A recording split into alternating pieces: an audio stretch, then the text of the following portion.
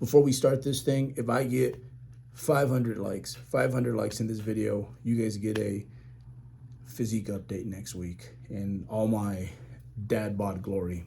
Let's get it.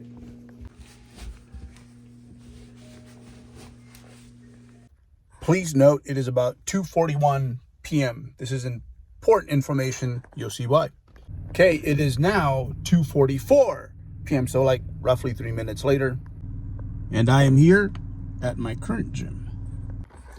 So, given the current situation, for those of you who don't know, got myself one of these right here.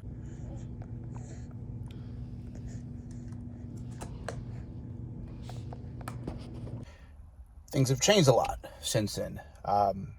So much, in fact, that I just haven't had the time to do much other than get this little human being started. So, like my work stuff has been kind of on the defensive. So again, just trying to stay afloat, trying to prioritize my athletes. A big part of like what I do work-wise is, it's like putting content and trying to teach people the ways. That's kind of been, again, kind of been on standby.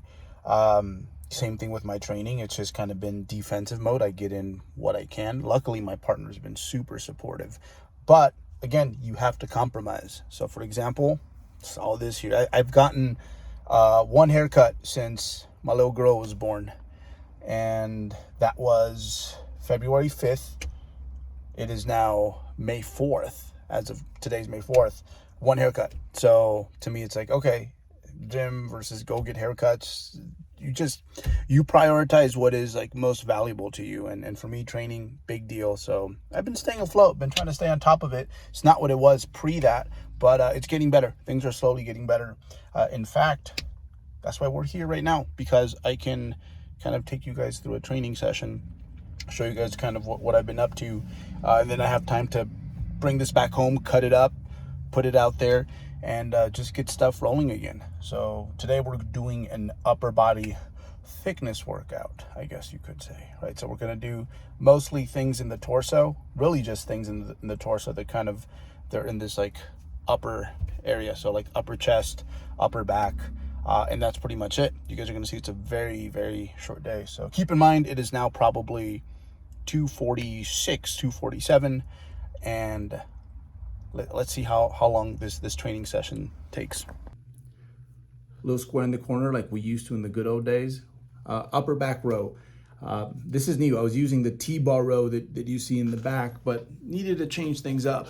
Not because it was getting stale or anything, but just to keep things fresh from a structural perspective. This prime setup, by the way, these rotate handles, they're the knockoffs. First time using the knockoffs.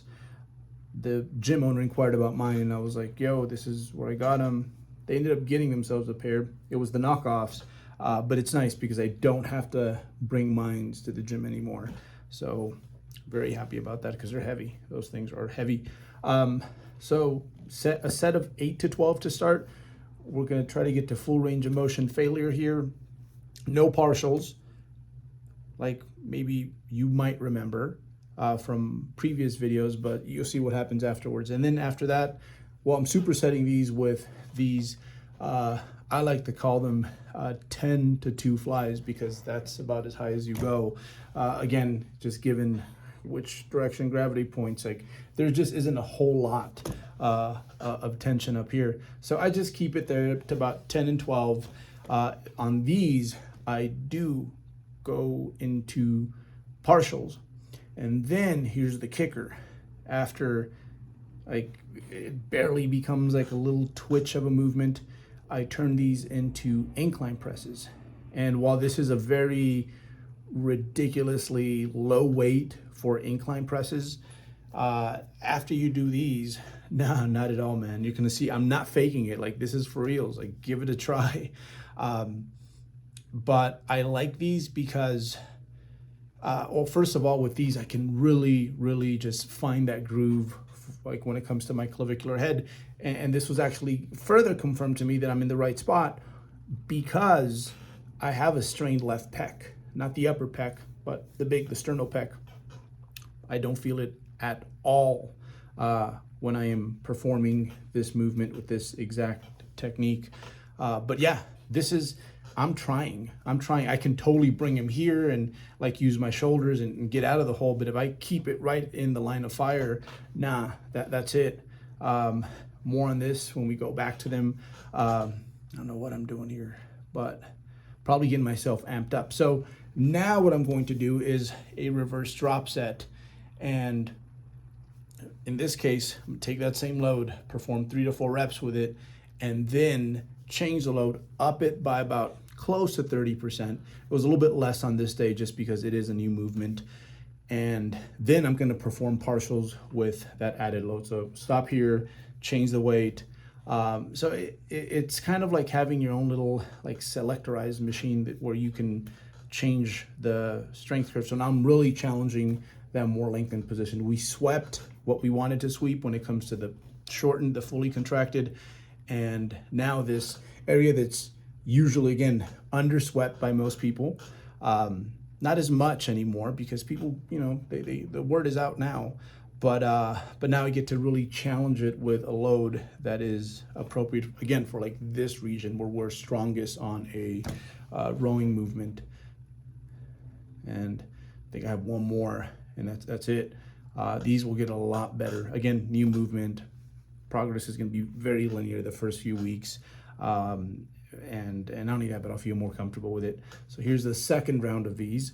And yeah, so one thing I suspected, I don't think this is the case for everyone, but I think for me especially, my triceps tend to be the limiting factor when it comes to, I guess, bodybuilding typical rep ranges, or the ones I like to use for pressing. So usually about 5 to 10 reps.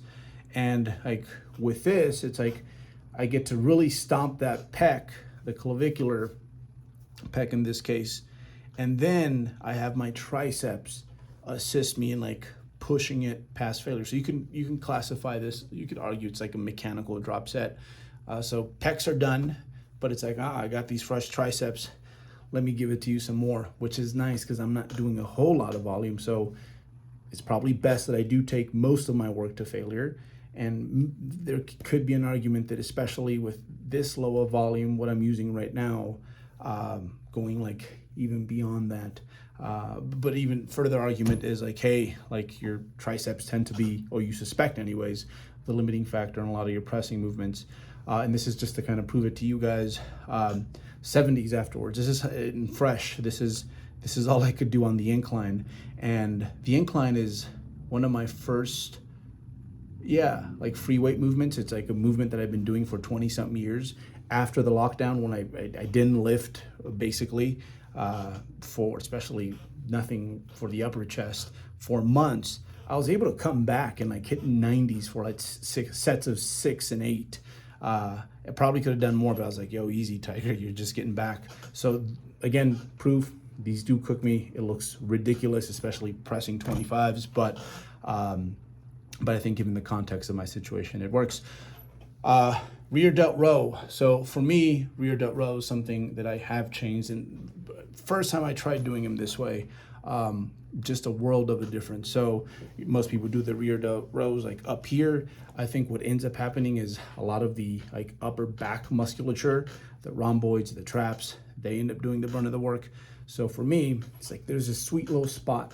It's kind of like your sprinting action. It's kind of like your skiing action where you can really swiftly move your arm back this way without having the other stuff in your back move. Because when I was performing, like whether it's my flies, especially my flies, but even to some extent the rows, like I would try to stay protracted so that the stuff in the middle wouldn't butt in. But with these, bro, I think they've done a lot for my rear delts. And not only that, like I think just naturally for me, my rear delts are a pretty developed muscle group. So you know how it goes when you have a bigger muscle group, a pretty well responding muscle group, it's like, oh, you could feel the hell out of that thing, right? When it's trained right. And first time I ever tried this, just felt super intuitive. You don't have to think a whole lot to do this. I think most people, when they perform these sort of rows or like a Helms row, which is basically almost the same thing, I guess it's just flipped the other way. It really is like usually pretty rear delt dominant. So again, it's just that pocket, like if you're sprinting, if you're skiing, where you can really swiftly move your arm back without all this other stuff and you're having to contract along with it. It's the rear delt that's mostly doing it. I really like it, and it's the only way I hit rear delts these days. What else? Yeah, so these were I like to call them ROM drop sets. So basically, as many full range of motion reps as I can get, and then we go into partials, and every set is basically done this way, all 3 of those sets. So I did 3 on the upper back. You saw the first one, then I had 2 reverse drop sets. Incline, I only did 2 there, and then I did that dumbbell press demo just to kind of show you guys that, yeah, it's tapping me out pretty good. And that was it when it comes to, like, I guess these like upper body shelf muscles. By the way, the pec stuff is, I kind of have upper pecs for the first time in my life. I did throw in some side delts. This variation, again, like I'm coming across, it's like, think about stretching your medial delt, the stretch that everyone, when they're like a noob at the gym, is just kind of doing this to like look busy. It's that motion, but it's loaded.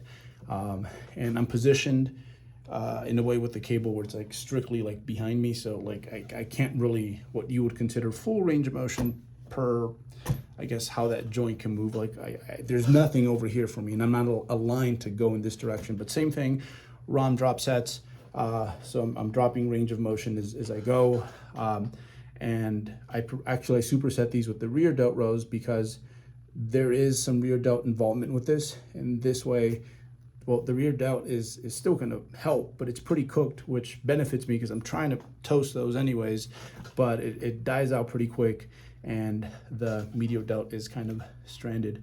Try to roll up the sleeve so that you guys can see the muscle working, but I'm a little too cuddly to actually see it, but you guys know what I'm talking about. So cable about wrist height, position yourself where the cable's like this way, like behind you. You won't be able to complete the rep if this is new to you. It's going to feel weird and wrong. But again, I want to focus primarily on this side, not so much the shortened part of the medial delts function. And that's what today looked like. So very quick. The workout actually lasted a total of about 35-40 minutes, but then I got caught up with because I have a bad habit of that. I was texting a friend. So usually it's like I'll talk to someone at the gym. So I was trying to be time efficient today so that I could make it back home in time so that we could, as a family, go to Costco. So that is something that we're trying to get better at, is like taking the baby out and having basically shit fall apart and knowing how to handle these situations. So yeah, so all in all, I think from this point forward, little girl sleeping like pretty soundly of late. We're like a week and a half in, so crossing my fingers. But I think the hardest part is behind me. I would gladly do it all over again. It's been a life-changing experience. It feels like I've joined. It's kind of like when you compete for the first time. It's like I am now part of that club, and the parenting club has been. I feel like it's part of an exclusive club. I see, parents with their kids, and I'm like, it's just a different level of admiration. But at the same time, I can also understand why it's really easy for parents to let go of themselves. Even if they were moderately fit before, how it's hard to find time. For me, it's almost a non-negotiable. So, it hasn't been perfect, but, I get in there and do what I can. Nevertheless, it has helped immensely that when it comes to bodybuilding, fitness, know-how, just being literate when it comes to this domain. I know what the big rocks are, and I know how to, it's like, all right, let's just focus on the most important, like major blocks, the base of the whole thing. And let's just do as much of that as we can. So I feel very privileged in that sense, that like I kind of knew like what to do given how strenuous these last few months have been. With that said, I have about a month before I decide if I'm going to contest prep this year or not. My partner's been very supportive about it. According to her, I'm not all that hard to handle. And you know, again, like I have some friends competing this year, and you know, I don't want to miss out on that. So I have a full month to decide, and you know, by June I have to, because that's about how long it's going to take for me to lose the close to 20 pounds that I have to lose to, you know, be stage ready. So we will see. But as of right now, this is where we're at. So that's it, guys. Like this was hard to do, because this is probably the most outside of 2020 with everything that happened. But that was different because like everyone was like moderately messed up. But in this case, like it's been really hard to go online and see everyone like making their gains, and I'm just kind of like, again, I wouldn't change it because like I've made some other gains, but nevertheless, it's still been it's hit the athlete in me in the fields in a way that I didn't think would happen. So restarting my momentum and like getting serious about this again has been hard. Like even starting this up has been hard, but I think this right here was a big step for me. And like, okay, let me start putting some stuff up on YouTube again. I'm building some momentum that way, and just getting caught up, man. Just getting caught up, because bodybuilding, if you're using it right, man, it's going to, I know for me, it makes me a better person. It makes me so much more effective and present when it comes to the more important things in life. And for me, like my bodybuilding is not just about like my gains, like my preps, what I'm doing. It's about being useful to others. So a big component of me feeling like I'm doing the damn thing is things like this. So first one up, hopefully this starts some momentum on this side, because when this is going well, my bodybuilding is going well. You guys have no idea how much having you guys tag along for my last prep when I was uploading weekly helped me. But my bodybuilding feels incomplete in a way if I am not trying to just be out there and help others, and as I learn things, teach you guys. And yeah, so it hasn't been the same for a few months now. So yeah, first one down, and yeah, many more to go. So stick with me, guys. And that is it for this one. We did it. We put something up, and I'm doing well, but these next few months, I'm gonna do even better.